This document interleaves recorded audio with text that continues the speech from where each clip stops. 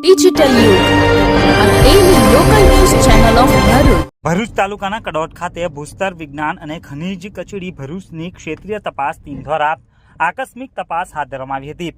સાદી રેતી ખનિજનું બિનઅધિકૃત ખોદકામ અને વહન કરવા બદલ 2 યાંત્રિક નાવડી, 2 એક્સ્કેવેટર મશીન તેમજ 5 ડમ્પરો મળી 2 કરોડનો મુદ્દામાલ જપ્ત કરવામાં આવ્યો છે.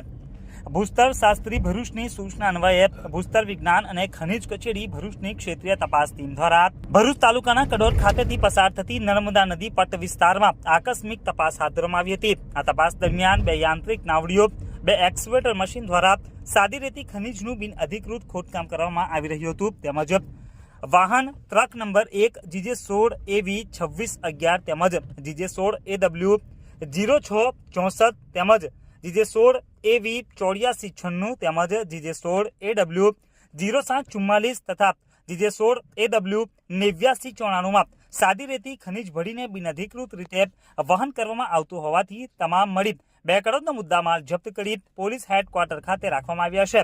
વધુમાં તપાસ ટીમના સર્વેયર દ્વારા જગ્યા ઉપરની સાદી રેતી ખનિજના જથ્થાની માપણી GPS મશીનથી કરી આગળની નિયમ અનુસારની કાર્યવાહી હાથ ધરવામાં આવી રહી છે.